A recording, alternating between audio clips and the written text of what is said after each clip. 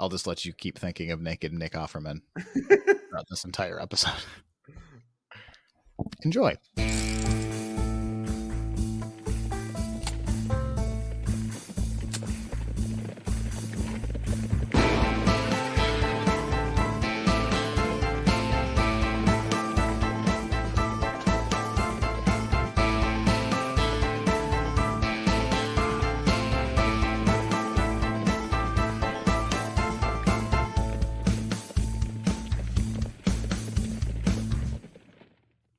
All right, welcome back to Ranking 76, where we review and rank the heroes and villains of the American West. I'm Eric.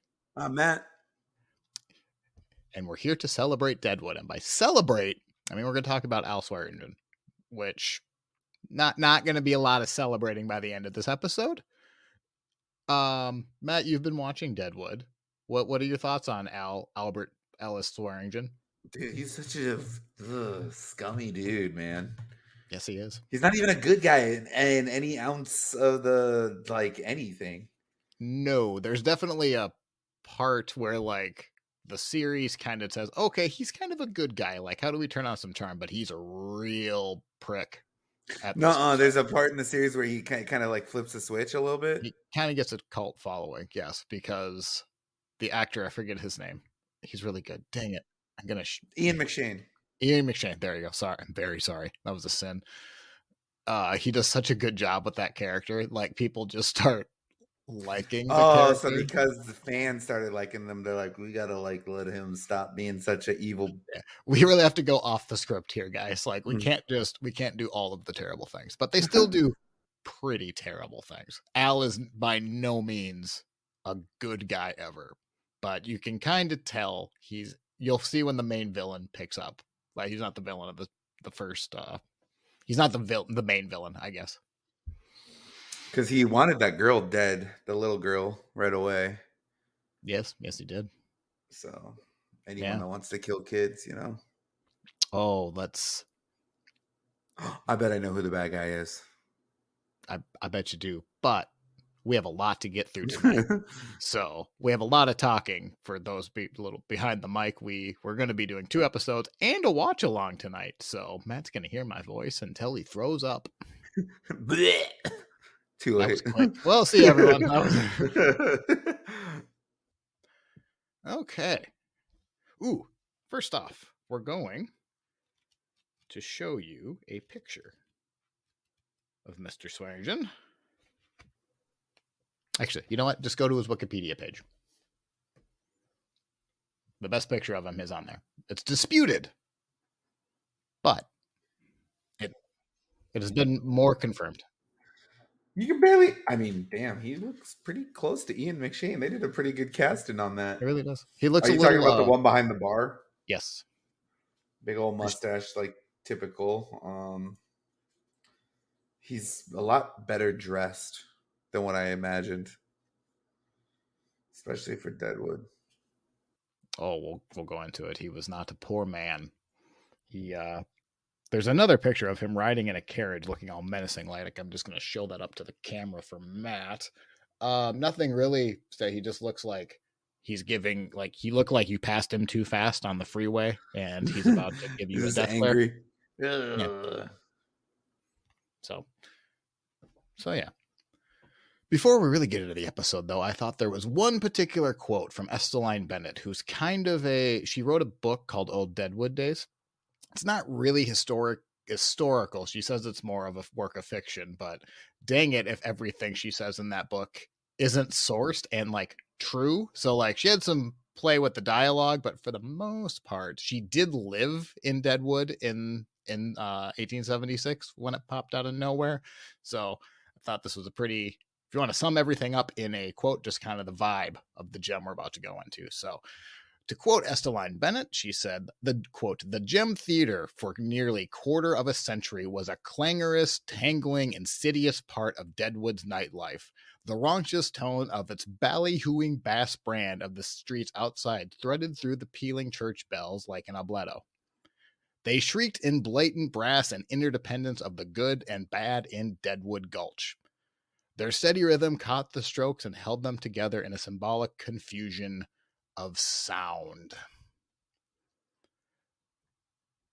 that pretty much sums up what Deadwood was. It's a very confusing paraphrase because you think a lot of you are like, wait, what? Was she complimenting him? Was she insulting him? The answer is yes. Yes, she was. And that's it. That's the vibe. You either love swear, you either really liked the gem and Swearingen, or you really didn't. Most really didn't. I was going to say I'm in the camp of not.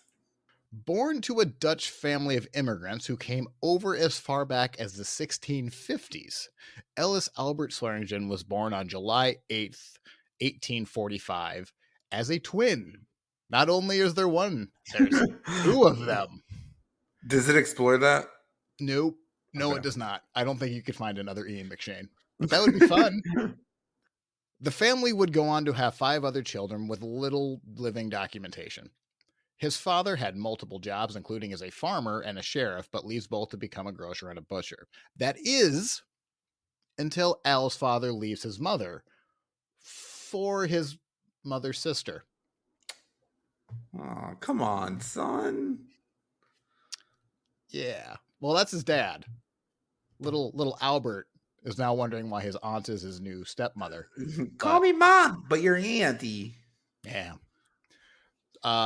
Daniel, his father, is 51 years old, and she is 17 years younger than him, which isn't... She could make her own decisions, but I'd like to know that opening conversation. If there was one. So, anyway.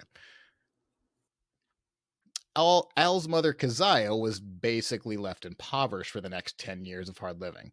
Al and his brother, Lem, are left on their own when Keziah dies a decade later after some really hard living. Daniel moved to Yankton, Dakota Territory, where he dies of tuberculosis in 1886. That comes up kind of later, but it's not important, so we're just going to say they're obviously estranged. Al doesn't have much to do with them, but just know he's not stepping up on a... And Yankton's a crap hole, but so that's why we're not going to talk about it. It is. It's not great. Sorry, Yankton. You have the riverfront days, or whatever it's called. That's fun.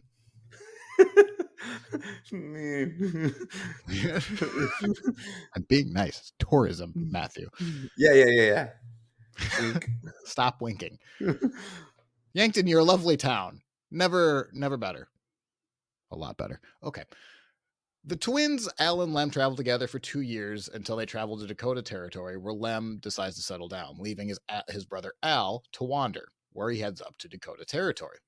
Now, just some background on why the Dakota Territory was so popular and also why they also shouldn't be there.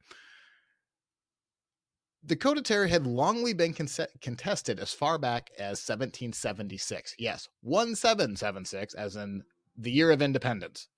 But it wasn't by the Americans, obviously. They barely had an America. But it was instead being contested by the Cheyennes and the Lakota. The Lakota end up kicking the Cheyenne off the land and then kind of fall in love with the Black Hills to the point where they even start throwing in their creation story. Not just their creation, but basically they believed the first human to walk out of the earth came from Wind Cave in the Black Hills. I remember that. We talked about that before. We did. It was in Red Cloud's episode. Red Cloud and also Crazy Horse. Yeah, Crazy Horse. Sitting Bull. We talked about it a lot. Yes. So now... 5th time's a charm. It's going to be a drinking game at this point. To finish Red Cloud's War, the Fort Laramie Treaty of 1868 was signed, and the Black Hills were signed over to the Sioux to, quote, the absolute and undisturbed use to its occupancy. That sounds nice. No one can ever use it except for the Sioux. But apparently the absolute and undisturbed use of the territory lasted about 5 years. It's a long time. It's a lifetime. Almost, yes. For a gnat. Now, even before the Fort Laramie Treaty was signed, there was rumors of gold that went back to 1834, and they even popped up again in 1852. So this isn't anything new, but it is kind of coming up again because there are rumors that the Lakota do know there are gold in the area, and they're just not going to tell the Americans about it.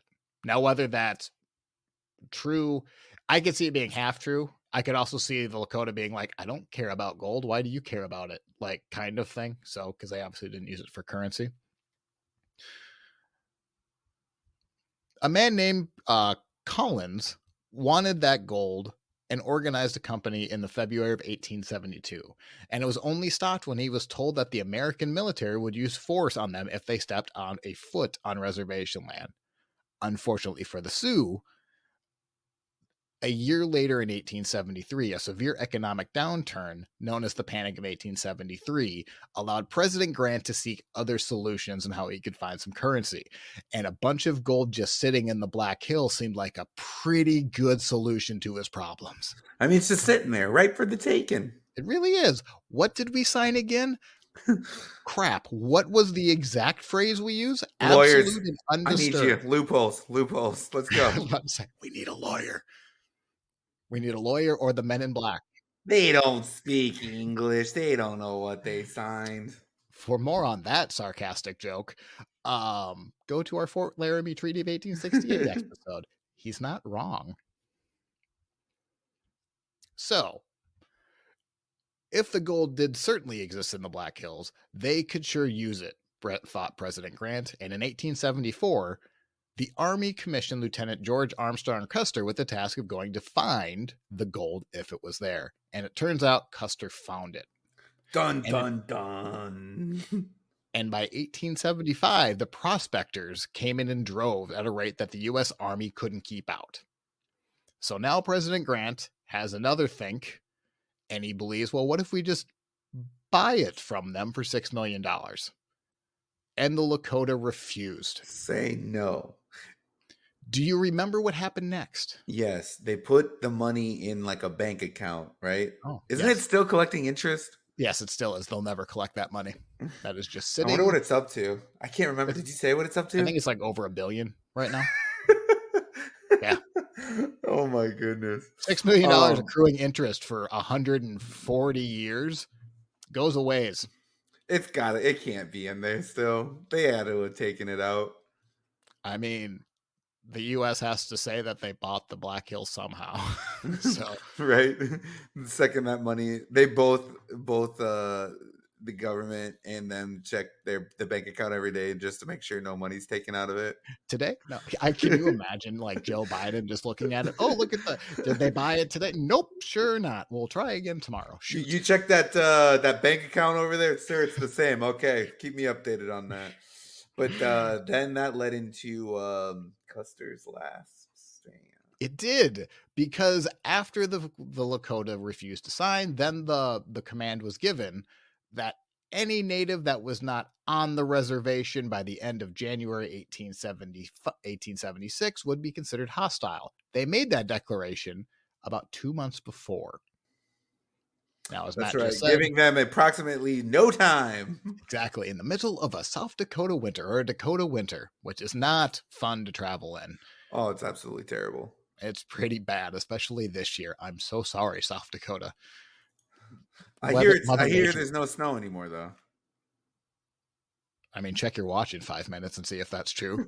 They keep getting hit with snowstorms every 5 minutes. My poor mother's only like 4'9" at this point. I don't think we can find her. Little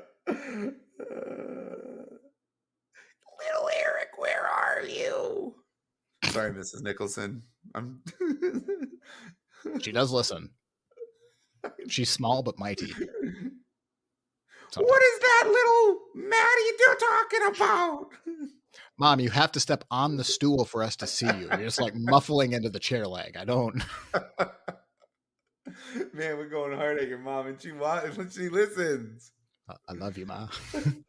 Anyways, go on. So anyway, the Lakota are considered hostile, and that leads to, obviously, Little Bighorn about 6 months from where we're at right now. So with the Army and the natives fighting, Al Swearingen moves into hostile territory with the first set of miners that would become known as Custer City. But Swearingen isn't there to be wading in waters and panning for gold. No, he is there to make money off of the miners. While others found tools and digging for panning, Swearingen orders alcohol and, more importantly, young women. Because let me tell you, The miners do not see many young women at all. They'll see Native American women, but somehow they don't count, I guess. But they were very excited to see white Anglo women come into the territory. It was not. Did you Not. say ordered them? Yes. How Well, do you he order? advertised. He advertised to like North Dakota and Oh, like, Chicago. hey, come on And down. It's great. yes. So much on that later. A building was quickly erected with a kitchen, a bar, and more importantly, 14 beds. Swearingen then reaches out to newspaper as far as Bismarck and Chicago, telling of the new camp that the men should come and settle there. The town population grows to over 2,000 in about 6 months. When gold arrive, when rumors of gold happen, Americans come a running. Well, so let me ask you something because you said 14 beds. That it's not a hotel. So it's like you go in, It was sleep with the advertised. gal, It was and leave. advertised as a hotel. Oh, really? We will be going into that in detail in just give me 15 minutes. Hold on to that thought and prepare to be enraged. And I'm not kidding. That's not a joke. Like it's coming. Anyway. There was one hitch to owning a saloon in the territory. Liquor sales were considered illegal on the reservation, but not really enforced. That is until a marshal wanted to put some notches in his belt, should we say. And in May 1876, he arrests a prominent hotel owner in Custer City and promises that he would be coming back for more, probably looking right at Al, if not saying his name directly. I'm arresting this man now, Al, but I'm coming back for later, Al. I sure hope people are around, Al. And to his word, and to his credit, the marshal does come back, but there's a bit of a hitch. The miners really don't want Swearingen to be arrested. They really think he is doing the town a service. When he is arrested, the marshal had to let him go, and on the warrant he wrote, quote, "I arrested the herewithin named defendant Al Swearingen, and who was afterward rescued by me from the citizens of the locality." They let him go because the crowd wouldn't let him be arrested. Right. I was just going to say, AKA, if you take him, I don't know if he would have survived, honestly. Nope. No, he wouldn't have. It was like in the first episode where there's like, you got to do it yourself, buddy. Otherwise, they're going to tear you apart. About to say, it's better this way. It really, really is. Swearingen was on top of the world in the tiny little boom town of Custer City, but when rumors of a much larger gold streak in Deadwood Gulch reach him, Swearingen doesn't take long to decide that there's much more money to be made there than it was to be in Custer City. So he moves. Deadwood popped out of the gold rush in 1875 when a miner found gold in a narrow canyon lined with dead trees. He then named it Deadwood Gulch, which is very cleverly named. The name was shortened to Deadwood after a time, and the name just kind of stuck. But I think that happened in 1875. You will be shocked by just how fast Deadwood grows just when it hears and it is confirmed that there is gold in the hills.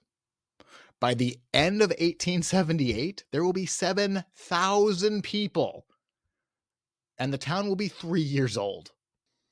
So in 3 years, it jumped 7,000 people? Yeah, it went from one miner to 7,000 people. And Swearingen is going to enter there at the very beginning. Well, about 6 months from the beginning. But he doesn't instantly go into Deadwood and just opens the gem. That will be coming in a little bit.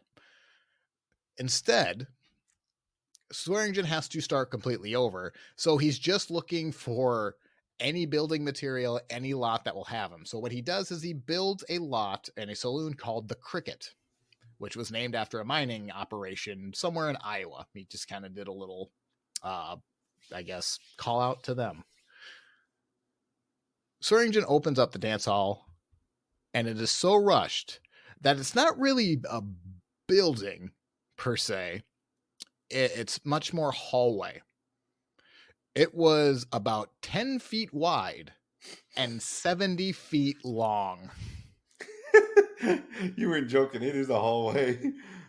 I'd like to think, do you think they were like sliding the beer on the rail the whole way? Like, Yeah. really I can't get to you, dude. I can't get to you.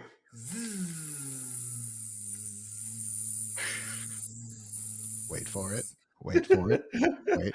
3, 2, 1. Oh, it's 7 feet short. You're right. It just slides in front of the guy next to him. Ew. I also like to think, what? Oh! I mean, it's got to be so What? loud. No, you're not getting it. You're not getting any service. It's so loud in there. Did it just start out as a bar then? Or did he have everything right away? Wasn't room for much I else. was going to say, what's the rooms? Is it like stand up only? We got standing room only for the ladies, guys. There was I'd like to think of it more like a car wash. Like you start it with you put your change in the door at the beginning, and then you just go on a conveyor belt and you get your beer. You get your lady next to you. She chats your ears off. You play a hand of poker at the next station. And then by the time you're drunk and arrested. Yeah, it's dang stations. Yeah. By the time, right when you get to the end, they throw a pair of complimentary cuffs on you, lead you to the old jail cell. But when you ask if there was any entertainment, the answer was yes. Do you want to guess what? Poker? Oh yes, poker. There was gambling. Yes. Prostitution. There was yes, there was. Yep. There was a boxing match. What the frick? The ring was 5 foot by 5 foot. You're not bouncing away from anybody in that.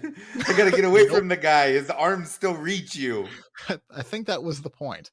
Do you want to know just how desperate they were for entertainment?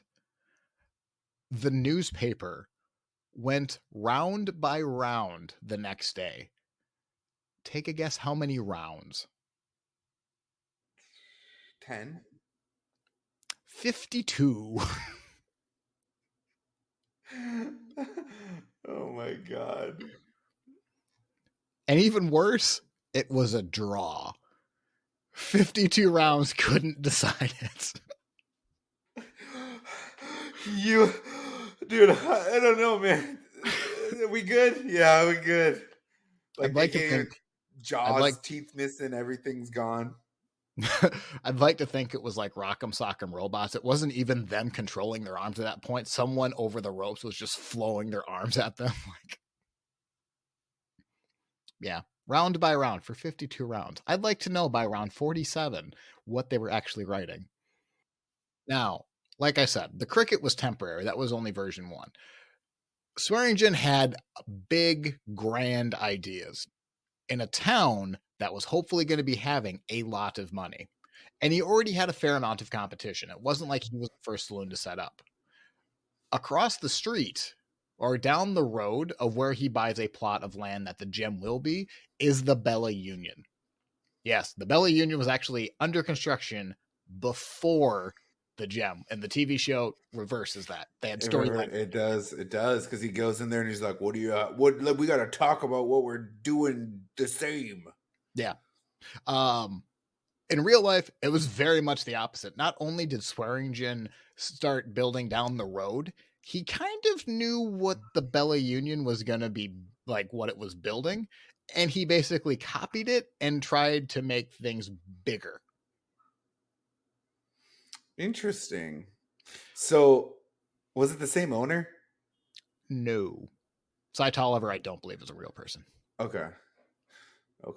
I was wondering about that. I didn't write this down. I think it was actually Billy Nuttall that actually owned it. Who you know him in Deadwood. He's the guy with the little bowler hat in the bar. He owns the bar that Hickok is always in.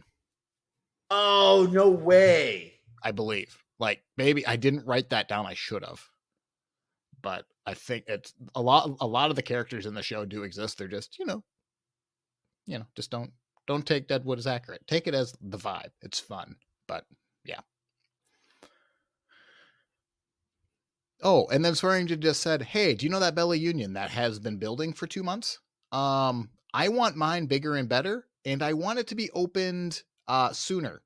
So chop, chop. But because he had been opening the Cricket, he had the funds to do it. And wouldn't you know it, the gem was built and completed 2 months before the Bella Union. Even though it was well behind it. Yeah.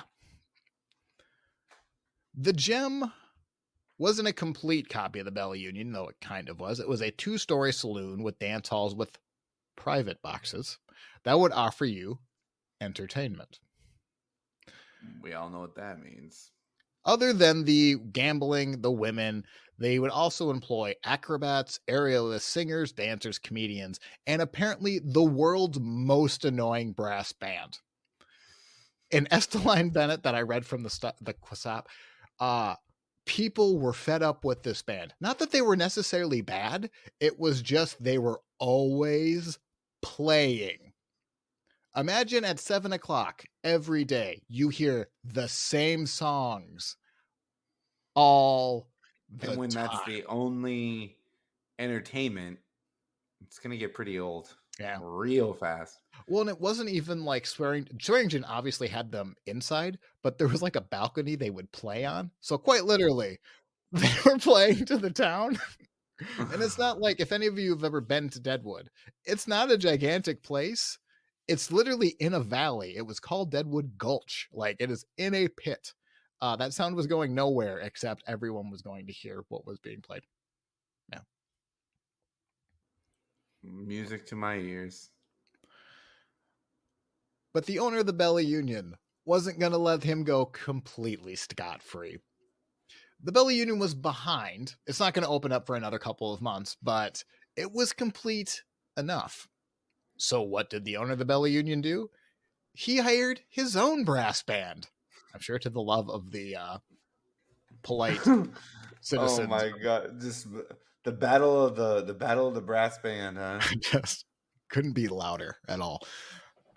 So the Bella Union's brass band starts having a parade, and they go all the way down Main Street. They come back up, and happy customers, believing this is the grand opening for the gem, because that's what it's been advertised as, they follow them up and down the street, and instead of turning into the gem, the band goes right into the Bella Union, taking its customers with it. That's smart. It was. They all apparently left. They are obviously very angry because it wasn't the gem. It wasn't obviously a completed bar yet, but yes. That was the nice little FU to Swearingen on night one. Other than the Bella Union trying to steal his customers, the night couldn't have gone better for Swearingen. They even had to turn people away at the door, and refunds were returned. Disappointed customers were reassured that the gem would be expanding in the next couple of months, with the addition of more performances on stage just to make room. The first night the gem opened, it made $1,500. For context, the average American family was making $600 a year. So he just doubled it in a night. Yeah. When the Bella Union opened its doors in June 1877, 1,200 eager customers entered the first night, but its stage was magically 25 feet longer than the gem. And Swearingen couldn't have any of that. So of the improvements he did to the gem, he'd made basically a 30-foot stage and probably just looked at the Bella Union like, what now? My stage better. I was trying to figure out how many jokes I could do that, because there's a lot of low-hanging fruit with that one of just trying to have the bigger stage. But we're classy. We don't dip that low. Less than a year after opening, and I'm sure to Swearingen's unrivaled joy, the Bella Union actually shut down, which meaning the entertainment scene basically belonged to Swearingen. It wasn't like he was the only saloon, but he was definitely the most well-known. He was the biggest. He was the best. Why did it shut down? Just no business? Yeah, because the Gem. I think, yeah. The Gem took a lot of business, and I think there's also... It wasn't like these were the only 2 bars in town. There were about 70 businesses, 30 of which were bars. So it wasn't there was a lot of... Yeah, because there's a lot of like little itty bitty bars with like a poker table or something in it. That's all you would need. You just needed liquor and booze. On a nightly basis, the Gem would charge customers $1 for the first floor entrance and $2 for a private box for entertainment. Beer sold for $2 a bottle, which to me is shocking. That's pretty expensive. Yeah, $2 a bottle in 1876, I don't think was no joke. Bottles of wine sold for 10. Goodness gracious. But, I mean, some of these guys had a lot of gold. Well, yeah, they did, and that's what I was just about to say. They didn't have paper currency. They would literally be weighing out gold dust at the counter. And it even get to the point where they would start, like, veteran bartenders would sift through the dust after they got done sweeping at the end of the night, and they would find some gold just laying on the dust. Oh my God. What, like, can you even do anything with gold dust? Well, this was the currency at this point, because there's no banks in Deadwood at this point. Right. We'll get more into that into Seth Bullock's episode, but yeah, it's that you're just trading nuggets, dust. I mean, very rarely did someone have actual, like, if you found a huge claim, you just brought that to Cheyenne for the bank. Like, you didn't bring that to Swearingen, like, all around for everyone, please. Some did, I guess, but it would be gold dust is mainly what was being switched. As the night got longer and as the months rolled on, things could tend to get rowdy in the Gem. And as you would imagine, on more than one occasion, Swearingen had a gun pointed right at him. On other occasions, you would read newspaper articles of Swearingen just beating the hell out of a customer that got rowdy. Swearingen had a nasty temper. Very quick. The show is quite accurate with that. On another evening, the Gem provided actions and reactions as you might anticipate. On the evening of June 1876, when Tom Clark got a little rowdy and became abusive in the dance hall, Tom had been a hard rock miner and working at the Old Abe mine for a time and was in between jobs. When Tom got out of hand, Al stepped out and ejected him from the Gem, supplying him with a number of bruises from head to face. In the early days of the Gem, Swearingen rotated entertainment consistently. He would have clog dancers, contortionists, high wire acts, all could have been seen on the same night. The next night, you might see musicians, opera singers, trick roller skaters, or even a dramatic play. Occasionally, a benefit would be held for someone in need. A benefit is just a fundraiser for a certain individual who might need the money. They're still pretty common in the Midwest. I'm assuming they're a thing everywhere, but benefits are definitely a thing in the Midwest still. We saw an example of Calamity Jane had a benefit held for her, where then she bought everyone around. She blew it all on booze. Yes, she did.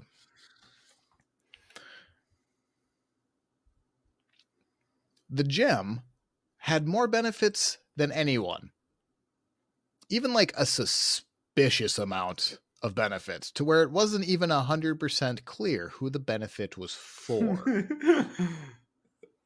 Wait, why did I just give money? Who is it? I don't know. Just keep going. Who is Bert Swearjan? Do we know him? Yeah, not exactly a leap of faith to think Al just advertised the benefit and just pocketed the whole thing. One of the more controversial entertainments at the Gem provided was a dance that we know as the can-can. The can-can. Very saucy dance. What made it worse, it was French. From Moulin Rouge. No, I don't know that. It was in the movie. No, I don't know if it was. It was just in the movie. Okay. I'll go with it. Moulin Rouge is historically accurate, right? Right. We can trust that. Everything happened. Yep. So the dance was developed in Paris in the 1830s, and it took the territory by surprise is kind of an understatement. The can-can was scorned by people who valued a dignified bearing because it appeared that the dancers had lack of self-control and typically involved more display of the unmentionable undergarments. In other words, according to Jerry Bryant, it was fun and therefore it was highly illegal or immoral to polite society. But Swearingen advertised the can-can as a smash hit, and all the miners seemed to agree. Of course they did. Yeah. They got a free show. Well, however much they paid. $1 or $2. Well, it was $1 for floor, $2 for entertainment. Private. Yeah. Yeah. With all the stage and attractions, gambling and prostitution was the biggest draw of the gym. On the floor, when the entertainment was done for the evening, the chairs would be cleared away at the end of the show. The call girls would then invite customers to drink with them or dance with them. A man might watch a show, dance, have a drink with one of the girls, and then go away and forget the gem. However, if the girls got you in the box, it was likely you were going to keep coming back again and again and again. It wasn't like it was obviously advertised, even though prostitution wasn't, obviously it was illegal, not necessarily in these old mining towns, but a lot of the mining towns, it was just kind of expected. But like in Deadwood, it was just kind of there. Like it wasn't as upfront and in your face as like a Tombstone, but it was definitely, everyone knew what was going on. And this is where it's not going to be funny for a moment, and I'm not kidding. So I do want to give a bit of a warning. If you have been a victim of abuse, this might be a good time to stop the episode. We will be going into borderline human trafficking here for the next several minutes. So you need to see how disgusting this man was. But okay. When the gem opened, there were only about 3 girls in town, one of them being Calamity Jane. They all worked for Swearingen. Looking to provide more of his entertainment for his male guests, Swearingen would then send out advertisement to recruit girls for his dance hall. He promoted the gem as a high-end restaurant and hotel, so that when he would leave Deadwood to scout for new stage acts for the gem, he would then also interview girls, or one of his lackeys would interview these young women for maid and server jobs to lure them into Deadwood. Most of those interviewees were either impoverished or were looking to start a new life. Most were barely in their teens. Some spoke very limited English. Swearingen met with them and represented himself as a proprietor of a large hotel and theater and dancing provision. He then affected them into an agreement that if they worked, they would get work waiting tables and for the hotel, and they would be guaranteed $15 a week plus room and board. It's really good money. It's not so bad. He says. When they would then be given a one-way ticket to Deadwood, and when they arrived, they would be given new clothes, their hair would be styled, and they would be given something to eat. And that is when it would probably become obvious what they were actually there for. On their first night, some of them, now this can't be proof Swearingen did this, but this isn't exactly something you would write down either. But this was a well-known practice in these situations. On their first night, these girls would be paraded around in the bar and sometimes sold to the highest bidder. Obviously, they wouldn't be like an enslavement, but it was basically human trafficking. They would still be in the bar. They would still be at the room and board under Swearingen's control, but that would be night 1. The next morning, once it was almost explicitly told what they were expected to do. If they wanted to go home, they were then told, well, you owe me travel expenses. You owe me for the ticket, you owe me for the food, you owe me for the clothes. And also, who's to say that when you go home, they don't find out what you did here? Right. Their public shame would be sent back, not necessarily telemarked, but it would be strongly hinted at them that their family could find out and they would be ruined, which would essentially trap them. So then they feel like they couldn't go, they couldn't leave. Yes.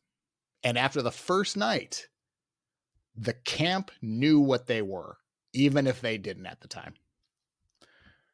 Now, Swearingen's going to get away with this for a while. It's 1876, about where we're at. We're jumping the timeline, but we're just going to talk about it all right here.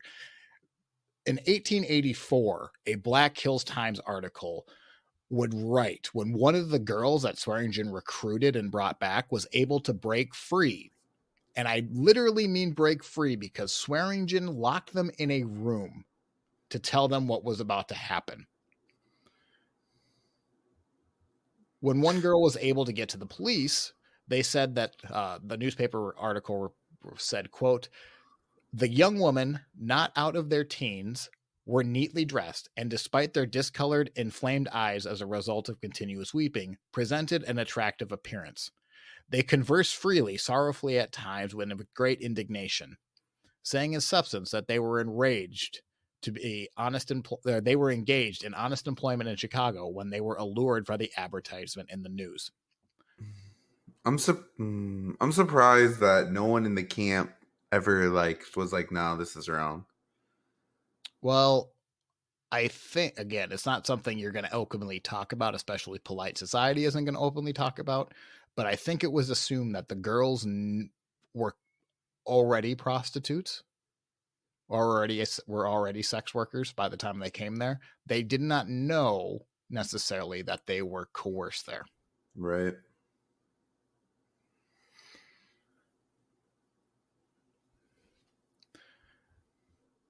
Well, there are not many more reports outside of this. One newspaper did report that on another occasion, quote, at the Gem Theater, Lena Bruce was there and not conforming to the rules of the establishment. The proprietor, Al Swearingen, assaulted her so violently that Judge Clark yesterday cinched him to the tune of $10 in cost.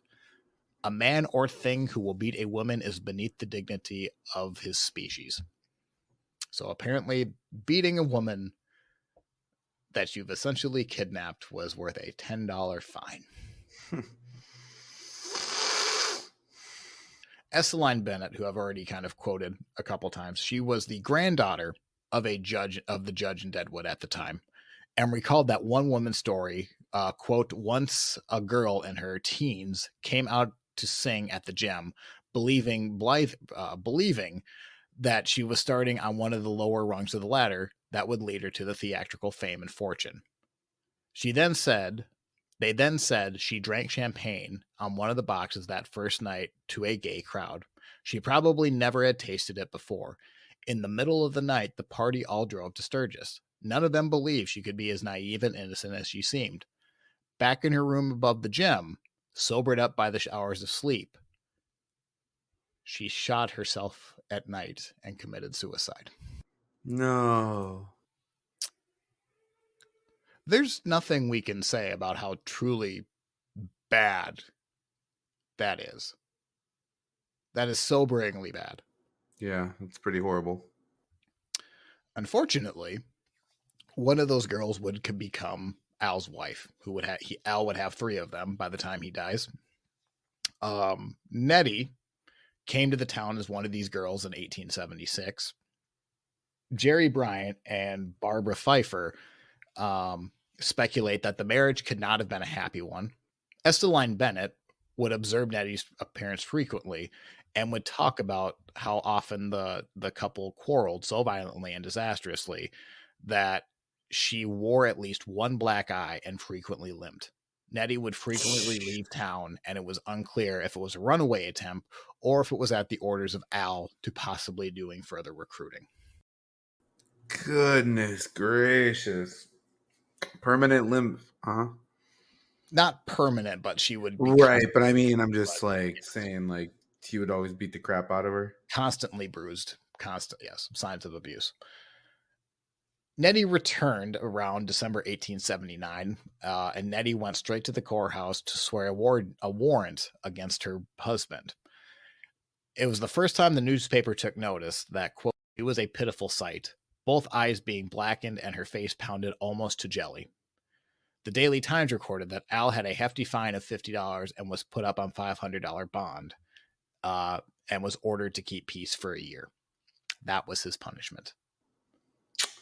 Not $50. Oh, no. Especially when he made $1,500 on his opening night. And that's only gone up from this point. And it's not the peak of where he's going to be at, but $500 is nothing to this man. Right. Nettie would file for divorce shortly after. There would be anonymous letters sent to the Pioneer Press that was heavily implied that it was Nettie sending the letters. It was basically just a story of an abusive husband who would constantly nitpick everything she did. And if she didn't listen, she would beat her. Again, it can't be confirmed it was Nettie sending it in talking about Al or if it was someone else, but it's pretty heavily implied it was about Al and Nettie's relationship. It's very little doubt what they were about. We won't talk much on Al's second or third wife, but Al would eventually have a child out of wedlock, but would marry the mother. But Al would file for a divorce less than a year later after the ceremony, and it's not clear what happened to Al's daughter. She either died of an unknown cause or a family member may have taken her, and it's really not clear. It was never reported on. Obviously, he's not a good dad, though. Wouldn't have been a good father. No. You hope that a family member just took him. Right. Or her. What happened to his first wife, Nettie? She just left. She just kind of disappears. Okay, alive. So it's okay. Yes. Just checking. She was able to leave. So there's no way to transition to this, so we're just going to move on. The gem, like most of the buildings in Deadwood, was made completely out of wood. Highly flammable wood, mainly lit by kerosene lamps, which would also be how they would illuminate Main Street. Inside the buildings would also be illuminated by kerosene lamps. This isn't unique to Deadwood, as most boomtowns were made out of wood, and it was obviously made them very susceptible to fires. When towns became more established, they would build more what they would be called fireproofs. So they would build a fireproof, which is basically just a brick building, a cement build, whatever it is, but something that will not burn down as easily. It's not like they were naive that a fire could happen. In fact, Seth Bullock and many community members led a charge for a volunteer fire department and even ordered a steam engine, hoses, ladders to be prepared. But unfortunately, the funds weren't there, and the funds weren't there, and the will wasn't there. So that just kind of stopped. They got the equipment. There were some guys that wanted to volunteer, but it wasn't very well organized, and nobody really followed through on it. So it's just kind of there. Unsurprisingly, at 2:20 in the morning on September 26, 1879, the overnight staff at a bakery tipped over one of the highly flammable kerosene lamps. The walls were covered in flour, which made the building like twice as flammable. So that went up incredibly fast. And there was really nothing anyone could do about it. The bakery was gone. But the bakery was connected to a row of buildings. The gem. About 8 buildings down was a hardware store. And why we talk about the hardware store is there was 8 kegs of blasting powder just waiting for those flames to meet it. Oh no, it did, didn't it? And once it did, it went boom. It went big boom, which also flared more fire across more parts of town that were just aching to be burned down by more flammable kerosene lamps. Yeah. And there was quite literally Not a dang thing the town could do about it. Ironically, the steam engine that was brought in as part of it just sat there. Nobody was able to use it. We don't know what to do. Obviously, citizens just went up the sides of the valley and just kind of hope it put itself out. But there was a strong southern wind, so it was going to be burning for a while. And 6 hours later, over 100 homes and 75 businesses were destroyed. The Gem, one of them. The total cost, the estimated cost, take a guess. $40,000. $1.4 million of damage. Oh, so a lot of stuff happened. Yeah. I was a little bit off. Just, you missed a decimal or two. Missed a couple zeros. Yeah. Real bad. Doesn't sound like too many people died, but the camp is only 4 years old. And now they basically have to start all over. Some did leave, but even the next morning, business owners put up temporary tents and began selling wares, including Bullock and Starr, who we'll talk about next episode. Saloons would put up 2 planks on top of barrels and start selling some whiskey. The rest of the town started building their houses again. It took a while, but eventually Deadwood did recover. The Gem was rebuilt? The Gem was rebuilt. We'll get into that in a bit. But more importantly, business owners were like, hey, town of Deadwood, I know we're not like legit real, but like, let's get together and put in some water mains, just in case this happens again. 9 days after the fire broke out, the first water main was installed, heavily funded by Swearingen and other business owners. That's funny. Yeah. I'd like to think we'll get into more in Bullock's episode, but like you get the sense Seth Bullock was at the corner like, I told you guys, I told you this the entire time that could have happened and you didn't listen. Yeah. So the new Gem was dedicated in November 27th, which is only September to November. 2 months. About 2 months. Yeah. The new Gem is built, but this one is bigger and better than ever. By the end of 1879, the new Gem consisted of 4 structures. The first being a Chinese restaurant, laundry, and opium room. A lot of drugs. I'm sorry. Did I mention that? Man, you having some allergies or something? I did, yes. There was so many drugs. Of course, that was never recorded, but it was very well known that Al controlled the opium supply or the drug supply in town. The Gem also had the Gem Theater building and then the adjoining dance hall. And the last building was for unknown functions. More drugs. More murder. Man, you gotta take something for those sneezes. Came out of nowhere, said the drug. So he also murdered a lot of people then. Not a lot. Also, you don't really know because he was apparently he was a good criminal. Remember, He was basically hiding human trafficking for 8 years before the newspaper got out, and it was only because one woman broke free. Right. And because of the fire of 1879, there's like no record of the everything burned down. The time that you really want to know Deadwood is like all up in flames. Literally. Yeah, like it's all gone, which is infuriating. Was Bullock there by then? Yes, he was. Swearingen had to put true improvements to rebuild the new Gem. The theater and the saloon had a bigger stage and now had 19 private boxes. Among the second floor boxes, there was a wine and a bar room. When you entered the building, you would step into the main bar where gambling tables were in use. Moving past the saloon, you moved to the theater filled with rows of chairs and the occasional round table. The usual with Swearingen, the one night open was not enough. In the time for New Year's 1880, variety acts hired from New York, Cincinnati, and Chicago arrived, and now the new gem's grand opening made the new gem incredibly profitable with his new acts.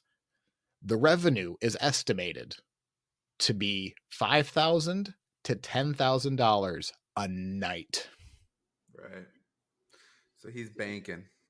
He's doing disgustingly well. What was the average income? Average 600? household income, $600 a year.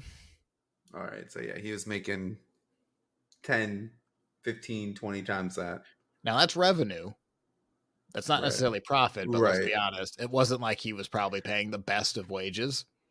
Right. If at all, to the women. Yeah. In the midsummer of 1881, Swearingen began to realize that the Gem's entertainment was in desperate need of revitalizing. Several of the new girls in the show had been arrested for drunken, disorderly conduct after one of the girls had the sheriff called on them. Such activities among the fair talents of the Gem would be an indicator of how much control Swearingen had over the past working in social environments with his ladies. Be that as it may, it appears morale was incredibly low. I wonder why. Yeah. Don't pass out those surveys. Yeah.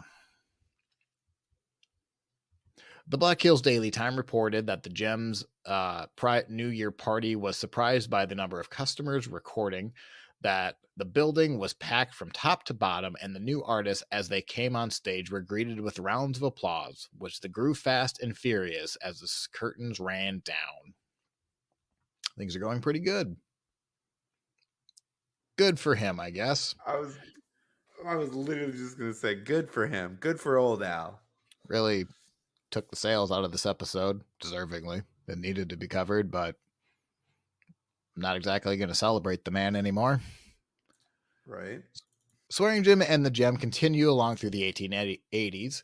A devastating flood does hit Deadwood in 1883, but that doesn't really affect the Gem at all. When the story hit in 1884 about his human trafficking, it isn't clear if the story was the reason for the decline of his business or if most of the surface gold had already been discovered. There's kind of two worlds, probably both paid a bit into it, because obviously that's going to leave a real bad taste in your mouth if you're a client of the Gem, why you wouldn't ever want to go there after that news story broke. However, the minefields had been worked for 8 years at this point. There's not much surface gold left. It's very hard to just pan for it anymore. You would need companies to come in and basically just dig up new land. Yep. In 1888, the Gem nearly burned down when, guess how? Kerosene. Someone knocked over a kerosene lamp, but because of the fire 9 years before, they were able to put it out because they had water in the building.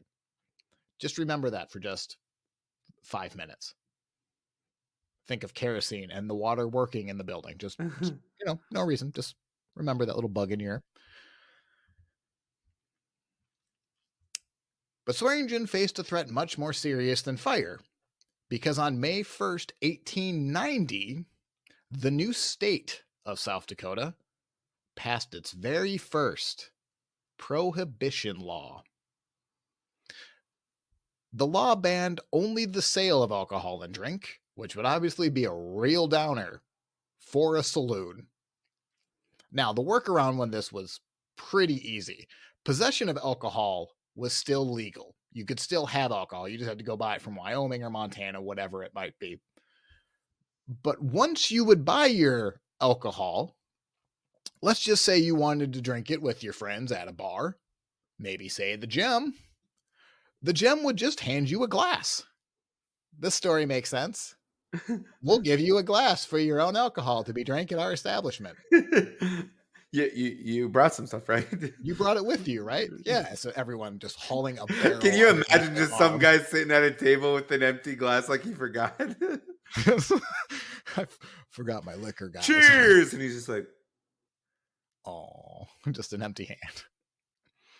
I would like to think someone actually brought in like that big crate of whiskey, and they're like, guys, good news, I have liquor for everyone. And everyone just looked at him like, like he still has, like, they're not following this law. You know that, right?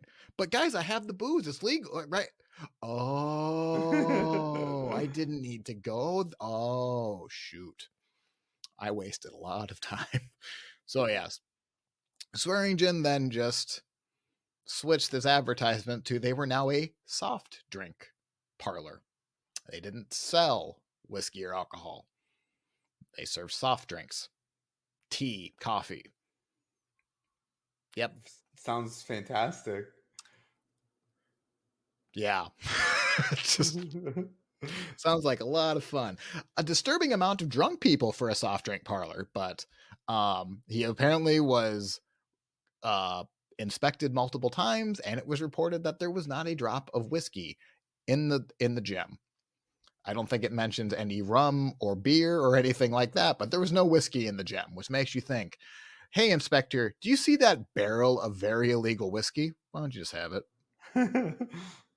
We don't have any, right? Yes, sir. Okay, moving on. Now, the prohibition couldn't have picked a worse time to take effect.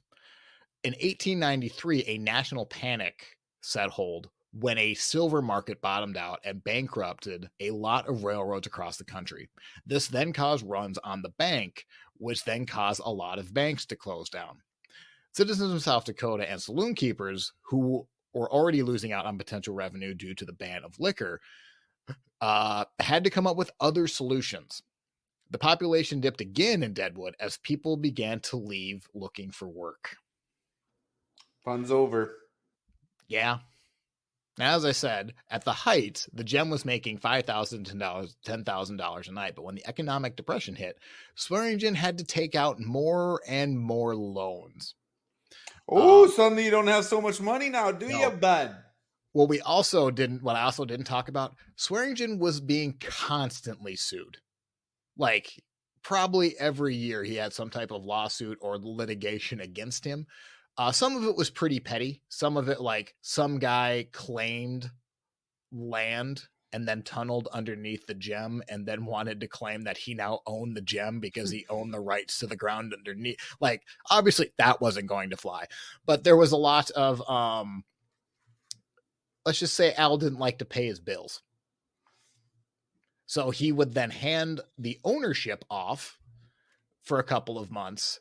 There would be a grand opening of the gem under wink, wink, new management. And then a couple months later, Swearingen would be back. And the cycle would repeat basically throughout the 1880s. Dang, okay. Yeah. So it's not like he was necessarily burning all his money. I mean, the Great Fire did that for him, but that's not true. It's gold dust. But you get my point. Now, what really did him in is there was a small $5,000 loan that he pulled out, basically for more furnishing for the gem. And Al didn't pay it. Now, when the guy came to collect payment, Swearingen said no. So he took him to court. They had a little bit of an agreement. The guy said, okay, give me $1,000 and the debt's cleared. You get $4,000 for free. And Swearingen said, no, 500. Okay, 4,000. Yeah, here's where neither of them had the money, is what I'm thinking. Like, the guy was probably just as broke as Al was, really needed $5,000, but $1,000 is better than nothing. And then Al, coincidentally, also didn't have the money and did the same thing. So neither of them, I don't think, had the money, is how I'm reading it. But that's my own speculation. At the end of it, Swearingen said no to the $500. So it ended up that the sheriff of the county just took all the gem's furniture. Just went in there and grabbed it all, huh? Pretty much. I'd like to think customers still on it. Move. Oh, I bet it was all stained and ripped. Why did you have to say it like that? I'd like to think like they were pouring their soda and they like mid-hole, they just take the bottle and he's still pouring. Or like they're playing darts in the corner. I know darts probably isn't a thing yet, but they're playing darts in the corner and the sheriff just like grabs the dart out of the air. I'll be taking that. Like, and just walking out of the room. Now, the saloon limped along for another 2 more years and was closed officially in 1897. But it's not quite the end, because Swearingen thinks the gem could have one more run. It's got one more run in it. So he starts buying some banners. He starts obviously buying some new furniture. And where's he coming up with the money, or is it all on credit? Well, you'll find out in a second. And then we come to December 19th, 1899. The gem is being prepared for another grand opening when at approximately 5 o'clock in the morning, let's just say multiple kerosene lamps fell over at the exact same time inside the gem. The nighttime workers and people in the streets said that the flames seemed to burst in several interior locations simultaneously, and those who passed by 10 minutes before had not seen any notice of a fire. The alarm was sounded, but wouldn't you know, somebody dialed the wrong station. Do you know the closest station was 2 doors down, literally? And they went to the one across town. Surprising. While the confusion was somewhat settled, the fire teams were then unable to locate their fire hydrant wrenches when they got to the saloon. When they magically found them, probably like buried underneath the gem, like little doormat, like, oh, what are these? I'm so sorry. They realized that the hookups to the water just didn't work anymore. So that's a bummer. So burned to the ground. Burned to the ground, and Swearingen had a fair amount of insurance money. So the legend says. Of course he did. Yeah. So from here, it's kind of unclear what happens to Swearingen. He kind of leaves for a couple years from 1899 to 1903. He claims that he went to the Klondike Gold Strike in Canada and claims, but doesn't really say what he's doing. He lives with his brother for a little bit. Remember his exact identical twin? Well, Lamont? Lem. They must have had a real striking appearance, because wouldn't you know, Lem got shot 5 times in the time. Take this, Al. Al, where? Not again. Not again. Yeah, Lem survived. But hey, what do you know? Might as well start calling him 50. Clearly, Al was making friends somewhere else. But Al ends up moving to Denver, Colorado, right around 1903, 1904, and he makes the newspaper one more time. Do you want to hear what it is? What? On November 15th, 1904, a newspaper article wrote that 59-year Al Swearingen's body was discovered on the grounds between 2 sets of streetcars. The death came from blunt force trauma to the back of the head. There was cut on the forehead and numerous scratches to one side of the face. Numerous scratches? So it was a female. What? Scratches. There are more than one way to get a scratch than a person doing it. Like what? Well,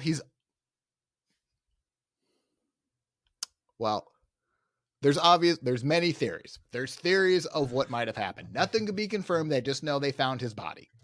Thank God. A woman did it. He's dead. Good.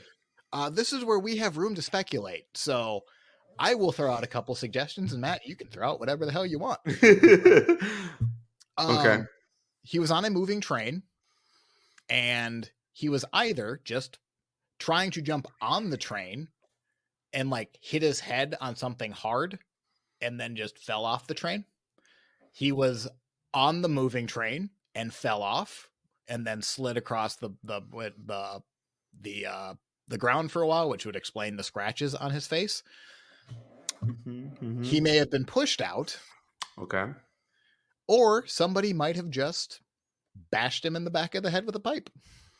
And scratched his face. I like your theories. Not all terrible theories. Okay, Matt, go ahead. Tell me. How did Al Swearingen die? For the record. So, you may not remember because you've mentioned it a while ago, but Nellie came in demanding some of that insurance money because, spoiler alert, she was one of the people in the gem that helped start the fire. Okay. Strictly for the money. All right. Al took it all to himself and went to Colorado. She tracked him down using her new husband, Steven. Yes. Hell of a guy, Steven. But Lem. Yep. I don't know if you guys know this, but he was shot, spoiler alert, by Al. Okay. Because he also was in the gem to start the fire. Okay. So Nellie took. You got to finish this. You can't. Okay, we know the characters. So what happened was Al was just walking. Nellie came out between the cars with a pile of rocks and went huzzah, scratching his face, huzzah. And then beating over the head with. Oh, but I'm sorry, Steven beat him over the head, and they took his money. So he died with no money. I like it. And Nettie just scratched him. What's that? And Nettie just scratched him. No, the dirt. She threw it in his face. Huzzah! Scratches. Okay. All right. Well, you heard it here first. Or my other theory. Mountain lion just scratched him and killed him. They butted heads as it jumped towards him. Scratch him. Ahead. Was he staring down the mountain lion?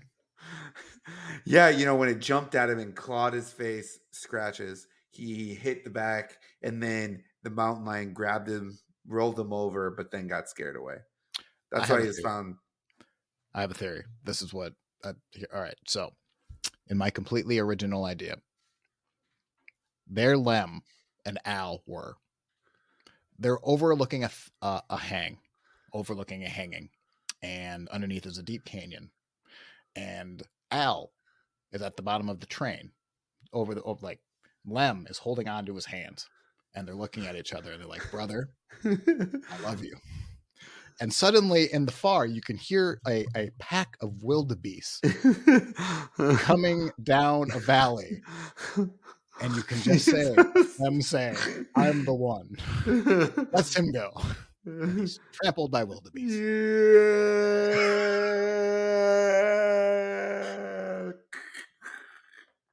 Was Al's son there by chance? No, but this is where Nettie comes in. And instead of going, "Are you okay?" she just keeps punching him in the face like, "You mother." Scratches. And that's how it happened. Mind blown. Shall we rank him? Let's rank this SOB. Okay. First round. Are you satisfied? This is our biography round where we're going to be handing out negative 10 points apiece to positive 10 points apiece, depending on how well we liked his story. Matt, did you like his story? I didn't. I don't like that guy. I want him to get the lowest score possible because I hate that guy. I hate him more than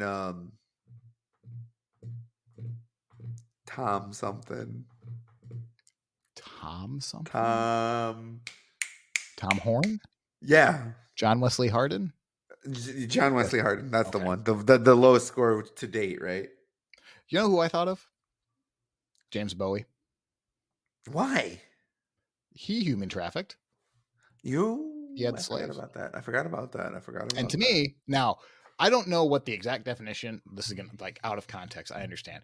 Is what Swearingen did the exact definition of human trafficking? He's probably not. But it's pretty damn close. It's funny you say that because It is a form of trafficking. There's a case in the news right now going on. Oh, Um, that influencer, I don't really want to say his name, but in Romania, oh, I because don't want to know. his whole thing was that he would promise people, go like pretend to be their girlfriend, like test them out, and then force them into the sex trade. Jesus. So Well, it is. great. I'm saying it is. When Okay, you good. say it's something else. I am too. It doesn't matter at this point. Splitting hairs. So his story. Now to me, I think that's the next round myself. But what did we Here's give the James? thing. Yep. Here's the thing. I don't like. I mean, his story was interesting as far as because it's so intertwined with Deadwood. Yep. And Deadwood is interesting. You get a whole bunch of lawless. I mean, I don't even think there was the law for Nope. ever, right? That's next episode. Right. I know. That's why I'm like, I know I kind of vaguely get that from the show, but now a question I did have, I mean, and it's kind of might be off topic, but you said Calamity Jane was there at the beginning. Yeah. She worked for Swearingen. Was she one of the recruiters? She went on one trip to recruit. Interesting. There was even one part Interesting. that I left out because there was no way to fit it in because it doesn't necessarily mesh with the tone that I needed to take at that time. But when the gem opened, there were 3 girls in camp, which I think I mentioned, but there was also a fourth that was a man in a dress, which, you know, either that guy was very happy to put on the dress or someone drew the short straw that morning. Right, to try and bring people in. What are you gonna rank? I just looked at James Bow. We gave him -6, basically -6.5. Um, I'm gonna I do don't. We spent a lot of the time talking about the bar more than Swearingen or the events, like because like not a lot is written on Swearingen. Like there's not even that many books on him, to be honest. Um, so I'm just gonna go -4 because I don't think I don't think now his this is story is the story is him. The good story is Deadwood, the gem. That's an yeah, interesting. yeah. So I'm gonna go ahead and say -3.5. -3.5. Okay. Means -7.5 for that round. Next round, be sure you're right, then go ahead. This is our morality round, and we're going to be handing out -10 points. Right? Al, you silly, silly piece of beep beep beep beep beep beep beep beep beep beep beep beep beep beep beep beep beep beep, and you beep beep beep beep beep beep. -10. Mm, What about you? yeah. I didn't have to think about that. As soon as I thought of James Bowie, I was like, yep, that's just as bad. We gave him a -10 just on those. I don't see why those are any different or why one would be better than the other. So -20 for that round. I don't think we need to discuss why. No, That's the just, dude was a terrible human being. yes. I don't think there's any redeeming qualities, to be honest with you. There's not. And when you watch Deadwood, you're really going to have to forget the real person to get back into the character, but or you're going to look at him as the true villain he actually was, which I think will be interesting. But not really talked about much because there's not really written about it. He did control the opium trade. He killed people. I'm sure of it. Not anything that you can look up or know about because he wasn't probably the one doing it. Yeah. So -20. Next round, to hell with the consequences. We're going to be handing out positive 10 points apiece to negative 10 points apiece, depending on if we think he's crazy or clever. Now, this is where he's probably really effing smart. Unfortunately, it's for the worst ways possible. Yeah, but still, I mean, you could say a person that hits a lady is crazy. Right. But That's why I'm gonna. I'm going to go positive Was because he business savvy? Was he business savvy? when you make 10 grand a night and like his Considering there scheme, were more bars there too. he burned down his own building to get insurance money. When he saw an opportunity, he took it. Does that make him clever? It makes him ruthless. I'm going to go 4. Positive 4? Yeah. Because I still think he had a bit of crazy. I don't think he was like the smartest man in the room, probably. No. We've seen better schemes. Now, the show, from what I've seen so far, again, I'm only on episode, 3. Yep. Making him seem a little smart. Ruthless, but like he's knows what's up. He politics around the entire time. Yeah. So positive 7. That means his score is sitting at negative 20.5. If he had been, so we are going to continue to subtract points from him.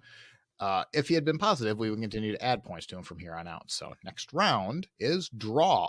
If we got into a fight with Al Swearingen, how screwed are we based on from 0 to 10? Here's the thing. I don't think we'd be screwed because he has other people do his dirty work, I think. He does, but I think while you were on the dueling field, someone would come up from the crowd and just stab you in the side before you shoot. He would set it up so that the duel wouldn't happen and you would still be dead. Like I'd have no bullets in my gun. Yes. I'm going to say a 2. I'm going to go higher than that for that reason.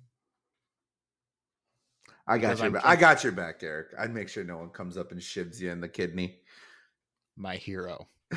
Who's going to stop them from watch, it'd be me. I'd come up behind you and go, just kidding.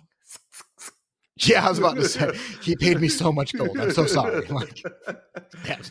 I was sweeping and I found a lot of gold dust. I'm sorry. So I'm going to balance the world of what I think he would do, because I think we would be dead. But if it was strictly him and it wasn't a fist fight, because it sounds like he was a fighter, I'm going to go negative 6 because I think he would tip the scales in his direction. I can see your negative 2 because I don't know how good of a fighter he really was, but I thought he also seems how good of a fighter I was. I'm like, I'll tell you what, Eric, I'm good. Yeah. Yes, Look at these claws. The scratching and the claws this day. What is this? Huzzah! Negative 8. Next round, legacy. How well known is Al Swearingen based on 0 to 10? How much credit do you give Deadwood? Here's what I was it's the show. Here's what I was going to say. Because of Deadwood, the show, so many people know him. Yes. In fact, I'm going to wager this is a lot, like in the future, this will be a lot of people's first episode because he is that famous from that TV show. Here's the thing, though. I didn't know who he was, but I never watched Deadwood. Mm-hmm. So how much credit are you giving a show from 20 years ago that lasted 3 seasons? 6. What about you? I don't think it's a terrible score. I do think if you just ask the average person at this point, they know him because of the show. But, I guess we never really discuss, do people think he's real? That's a good point. I would assume. Did you watch Deadwood when it was out or years later after the fact? A couple of years later. I was in college, so because I guess I was just curious if they marketed the show as semi-true or if they We both lived in South Dakota at the time, so the Deadwood TV show was like, oh my god, they're talking about South Dakota, everyone, isn't this great? Oh my god, we're incredibly violent, this is what we want. Like, that's so, like, maybe we tilt the scales a little bit because it was in our face when it was out. I'm gonna go -8. I do think he's upper tier known. Shouldn't be, but he is. It doesn't matter. Yeah, -14. Next round, death bonus. We're going to be handing out in 0 to 2 points apiece if we think you had a cool death story. I'm inclined to believe your story and my story that we made up. I agree. I'll go 2. I say like max. You're going max? No. I'm going -2. I like this. I like the bastard died. Yeah, I really enjoyed it. He was I'll do 2. I'll do 2 as well. The most, well, not the most deserving murder, but definitely like top 5 most deserved murder in this podcast. And we've now covered 30 people. And if he wasn't murdered, I hope he was murdered. He was murdered. I refuse to believe any other. Watch him just trip on his own freaking boot. See, that's also hysterical. What if instead he just like literally tripped on a shoelace and then just like comically fell down the same flight of stairs? Yeah. Just like ran over his head. The train. Yeah. Oh, that would be awesome. Everyone listening, send us your own version of how Al Swearingen died. We'd love to hear it. Maybe we'll read them out the next couple of shows when we get them, because that could be a lot of fun. That'd be hilarious. Okay. Next round, counting coup. Divide his kills divided by 10. I don't have a number for this. I don't know. I'm going to give him credit for the girl that committed suicide. So 0.1. Yeah, I don't know what else to give him. There's nothing. Yeah, I don't think. And even if people did die, it probably couldn't be traced back to him anyways. That's just it. So. All right, that gives him a final score of -46.6. Not the best. The +7 hurt him, or else he would probably be in the 60s. We gave him no, so -46.7. So now there will be no coin flipping, as you know, because I am 2 figures ahead of Eric on our teams. So Eric gets first choice. Does he want Al or does he not want Al?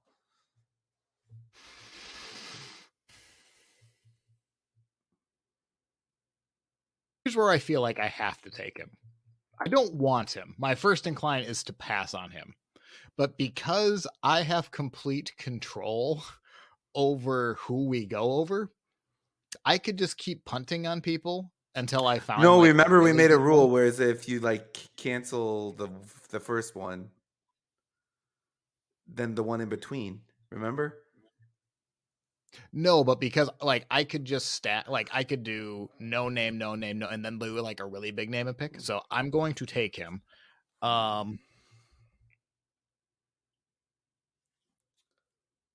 think he's going to get dropped. I personally don't like him on my team. I think he's an incredibly despicable person, but he does have name recognition. You will remember him. Yeah, for sure. And I think like I could see him in the tournament taking out someone with a much higher score. I could see him taking out. I think he'd take out Tom Horn.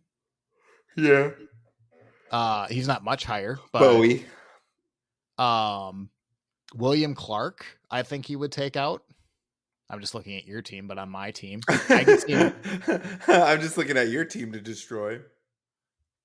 I mean, Annie Oakley, maybe. Who's Annie Oakley? Did we go over her yet? Exactly. I just get. How dare you?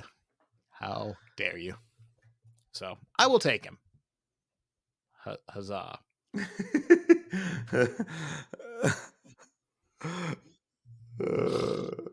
Yeah, that's about right. So I'm very sorry to everyone that I've ruined Al Swearingen for you. Matt, do you have anything to say on this guy? Ian McShane is not Al Swearingen. You're watching Ian McShane, not Al Swearingen. You do not like Al Swearingen. Yeah, I'm gonna go take a shower now. Ugh. But remember, if you like what you heard today, go ahead and like and subscribe. Leave us a comment on whatever podcast service you are listening on. We really appreciate it. And you can always check out our website, ranking76.wordpress.com, where you will find a link to all of our social media, our email. You can see the scorecards. You can check out the other episodes you may have missed. We really appreciate it. With that, I'm Eric.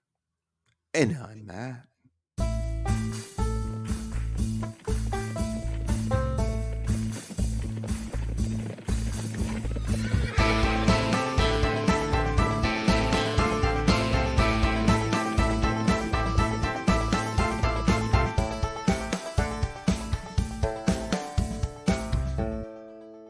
Okay, I'm going to do an impression, and I want you to tell me who it is. I think you'll be able to get it. Okay. Hi, guys. My name's Eric. How's it going? Golly gee willikers, Matt. I don't know who you're doing, but he sounds sexy.